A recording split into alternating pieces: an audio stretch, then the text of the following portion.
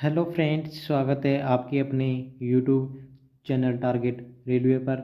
अगर आप पहली बार चैनल पर विजिट कर रहे हैं तो चैनल को सब्सक्राइब कर लीजिए और बेल आइकन प्रेस कर लीजिए, जिससे रेलवे की आने वाली हर प्रकार की अपडेट आप तक पहुंच जाए। तो देखिएगा friends, northern railway new Delhi से अपडेट है। और अपडेट ये है कि जैसे कि आप सभी को पता होगा कि 3 अप्रैल को कैंडिडेट आरआरसी ऑफिस गए थे।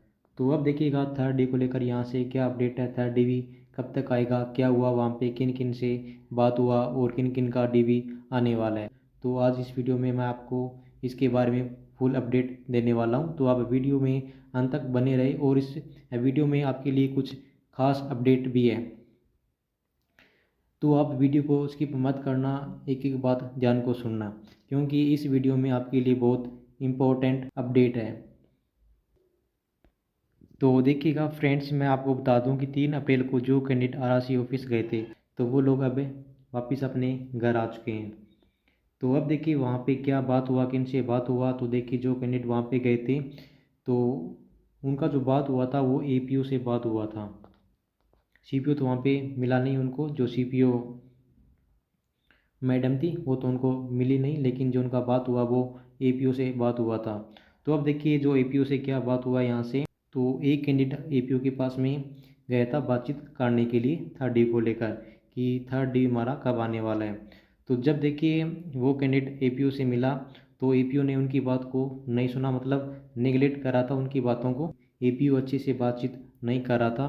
तो देखिए कैंडिडेट ने पूछा कि जो सर हमारा थर्ड डी कब तक आएगा, किन किन का डी आएगा। तो देखिए इन्होंने बोला है कि अभी आचार संहिता लग चुका है, तो हम इसके बारे में अभी कुछ कह नहीं सकते, हमें ऊपर से ऑर्डर लेने पड़ेंगे कि क्या हम डी पब्लिश करें या फिर ना करें। उसके बाद में कैंडिडेट बोला कि सर आपने पहले तो बोला था कि जो आपका डी है वो अप्रैल में पब्लिश कर दिया जाएगा, तो फिर आप अब पब्लिश क्यों नहीं कर रहे हो। तो देखिए उन्होंने इसके बारे में कोई जानकारी नहीं दी कि हमने पहले क्या बोला था और अब क्या बोल रहे हैं। मतलब सीधी सी बात है, जो एपीओ ने ठीक से बातचीत नहीं किया कि मानो हम उनसे कुछ छीन रहे हैं। और ये भी पूछा था कि जो डीवी आने वाला वो किन किन का आएगा, तो इसके बारे में भी कोई इन्फॉर्मेशन उसने नहीं दिया है कि किन किन का डीवी आएगा, किन का नहीं आएगा। उसके अलावा देखिए जो अब एक और मुद्दा है यहाँ से नॉन ज्वाइनिंग का, कि जो नॉन ज्वाइनिंग का सीट है क्या वो थर्ड डी में ऐड होगा या फिर नहीं होगा। तो देखिए इसके बारे में उसने भी कुछ नहीं बताया कि नॉन ज्वाइनिंग ऐड होगा या फिर नहीं होगा। तो अब देखिएगा यहाँ पे जो ताऊ बोल रहा था कि जो 10 अप्रैल तक का हमारे पास में टाइम है, कि 10 अप्रैल को थर्ड डी आने के पूरे पूरे चांसेज हैं।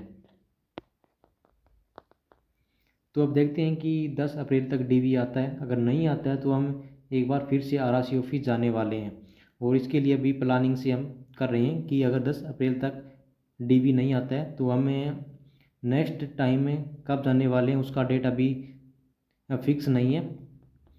तो अभी देखिए 10 अप्रैल का वेट करते हैं कि 10 अप्रैल तक डी आता है या फिर नहीं आता है। तो उसके बाद में हम एक डेट फिक्स करेंगे कि इस डेट को हमें आरआरसी ऑफिस चलना है। और इसके लिए देखिए ज़्यादा से ज़्यादा कैंडिडेट को वहाँ पे पहुँचना होगा। अब की बार डी न देने का रीज़न, ये एक बहुत बड़ा रीज़न यहाँ पे हो सकता है कि जो कैंडिडेट है वो बहुत कम वहाँ पे पहुँच रहे हैं। तो भाई लोग ऐसा मत कीजिए, पहले आप बोल देते हो कि भैया हम चलेंगे हम चलेंगे, और जब वहाँ पे जाते हैं तो वहाँ पे उतने बंदे पहुँचते ही नहीं हैं जितने लोगों ने पहले आने के लिए बोला था। तो भाई ऐसा मत कीजिए, जब आपको जाने नहीं है तो उनको साफ साफ मना कर दो कि भाई मैं नहीं जा सकता।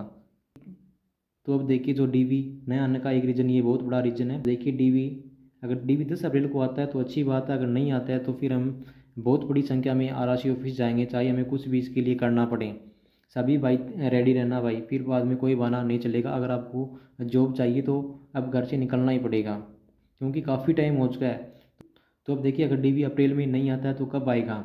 एपीओ ने बोला कि जो डी है वो आफ्टर इलेक्शन के बाद में आएगा, यानी कि पूरा इलेक्शन कंप्लीट होने के बाद में डी पब्लिश किया जाएगा। यानी कि सीधी सी बात है कि जो डी है वो अगर अप्रैल में नहीं आता है तो उसका जो डेट है वो जून या जुलाई में होगा फिर डी का। तो भाई इतना लंबा टाइम हमारे पास में नहीं है।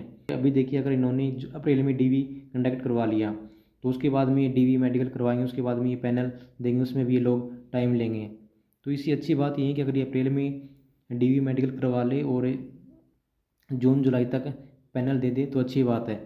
अगर ये जून में डीवी देते हैं तो ऐसे मानो कि जो हमारा पैनल है वो काफ़ी लेट हो जाएगा और जो डीवी वाले कैंडिडेट है उनको भी और काफ़ी इंतजार यहाँ से करना पड़ सकता है, क्योंकि आप सभी को पता है कि सभी का तो इस डीवी में होने वाला नहीं है। जो नेक्स्ट डीवी आएगा उसमें भी कुछ कैंडिडेट का सिलेक्शन होगा, लेकिन इस डीवी में कुछ कैंडिडेट का ही सिलेक्शन होने वाला है।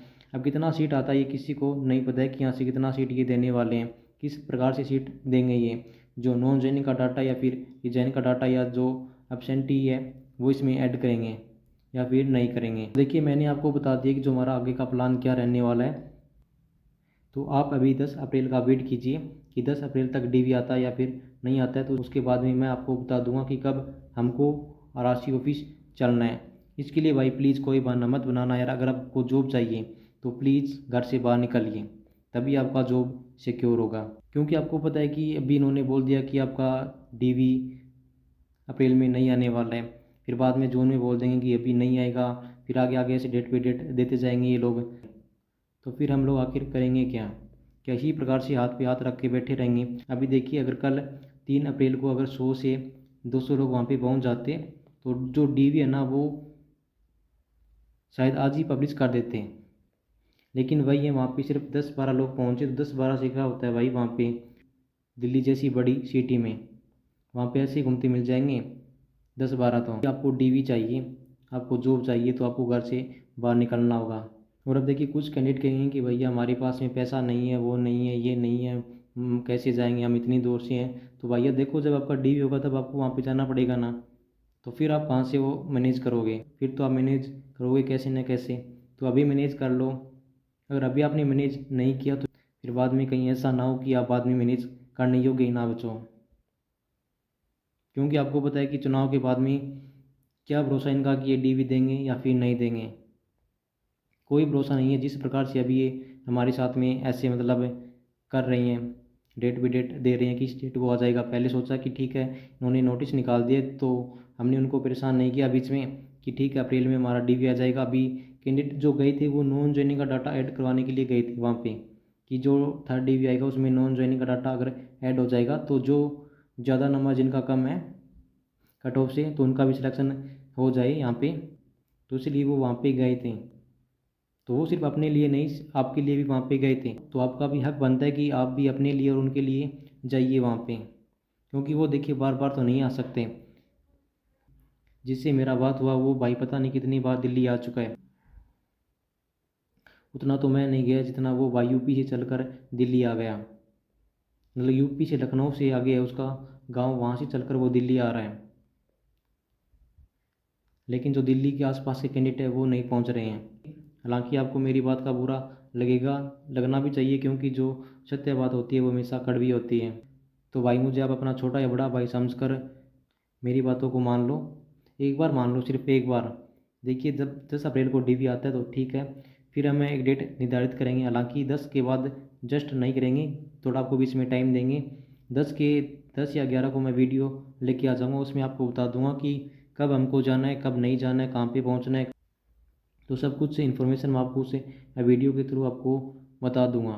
तो ठीक है फ्रेंड्स, जो मेरे पास में अपडेट थी 3 अप्रैल को लेकर कि थर्ड डीवी कब तक आने वाला है, किन किन का डीवी आने वाला है, तो अभी कुछ नहीं पता है कि डीवी किन का आएगा किन का नहीं आएगा। अब देखिए कुछ कैंडिडेट ई डब्ल्यू एस वाले कैटेगरी के हैं, तो वो बोल रहे हैं कि भैया जो ई डब्ल्यू एस का सीट है वो नहीं आने वाला है। तो देखिए भाई आपको किसी ने कह दिया कि ई डब्ल्यू एस का सीट नहीं आने वाला है, भाई सभी कैटेगरी का सीट वैकेंट है तो सभी कैटेगरी का सीट आएगा। अगर आप लोग वहाँ पे जाओगे नहीं तो फिर किस प्रकार से आपका सीट आएगा ये बताओ। आप लोग दूसरे की बातों में आ रहे हो, वो बोल रहे हैं कि इनका सीट आएगा इनका सीट नहीं आएगा, तो उनके पास में ऐसे क्या सोर्सेज हैं जो बता रही हैं कि इनका सीट आएगा किन का सीट नहीं आएगा। वो सिर्फ गुमराह कर रहे हैं, परेशान कर रहे हैं और कुछ नहीं उनके पास में। तो आप उनकी बातों पे ध्यान मत दीजिए, ऐसे अपवाद बहुत होते हैं, तो आप उनकी बातों पे ध्यान नहीं देना है। तो अब देखिएगा जो ई डब्ल्यू एस वाले कैंडिडेट हैं उनके लिए एक बड़ी अपडेट है मेरे पास में। मुझे अभी एन आर जोन से 2 आरटीआई के रिप्लाई मिले हैं। जैसे कि पहले जो आरटीआई का रिप्लाई मिला था वो जगाधरी से मिला था, तो उसमें उन्होंने रिप्लाई नहीं किया था, लेकिन अभी 2 और आरटीआई की रिप्लाई मिल चुके हैं, जिसमें कैटेगरी वाइज कितने कैंडिडेट नॉन ज्वाइनिंग है उसका डाटा हमें मिल चुका है। तो वो अपडेट मैं आपके सामने बहुत ही जल्द लेके आने वाला हूँ। तो ठीक है फ्रेंड्स, मिलते हैं नेक्स्ट वीडियो में नेक्स्ट अपडेट के साथ। धन्यवाद।